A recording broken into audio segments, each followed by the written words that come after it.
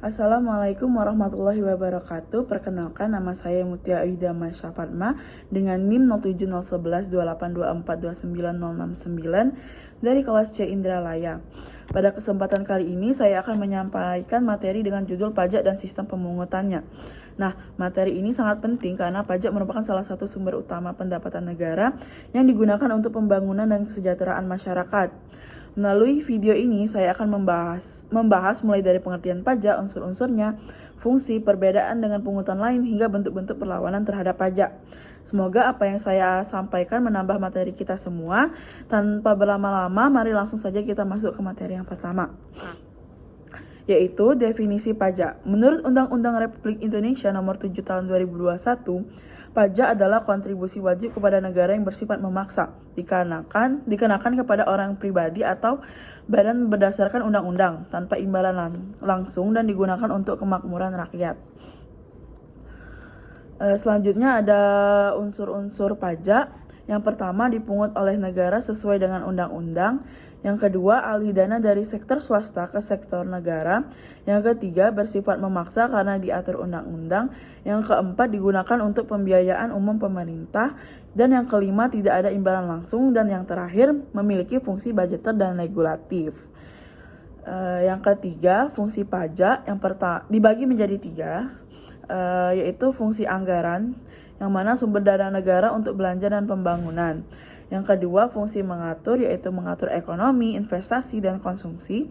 Contohnya, bea masuk barang luar negeri itu tinggi untuk menjaga produk lokal. Yang ketiga, fungsi distribusi pendapatan, yaitu pemerintah bantu masyarakat tidak mampu lewat program seperti KIS, KIP, dan pembangunan desa.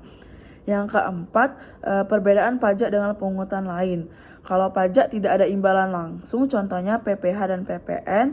Kalau retribusi ada imbalan langsung, contohnya retribusi parkir atau dan sampah.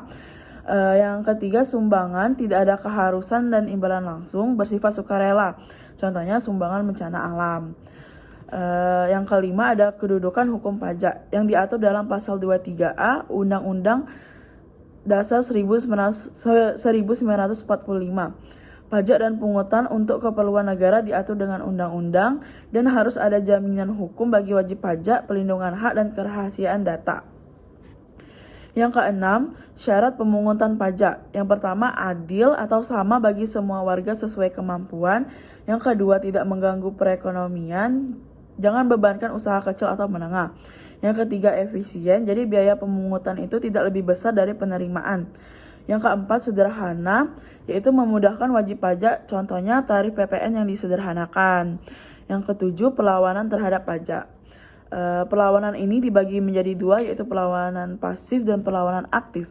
Perlawanan pasif berupa hambatan yang mempersulit pemungutan pajak dan mempunyai hubungan erat dengan struktur ekonomi.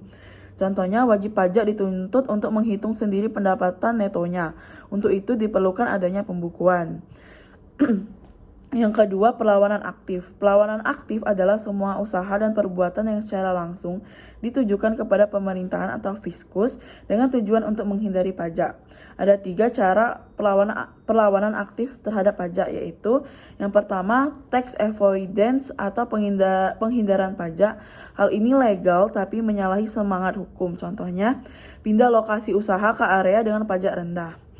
Yang kedua, ada tax evasion atau pengelakan pajak. Hal ini ilegal, menyembunyikan penghasilan dengan memanipulasi laporan.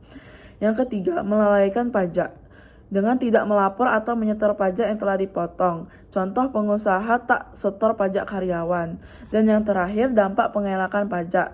Dampak bagi keuangan negara, pemasukan negara berkurang. Bagi ekonomi, merusak persaingan sehat dan stagnasi pertumbuhan.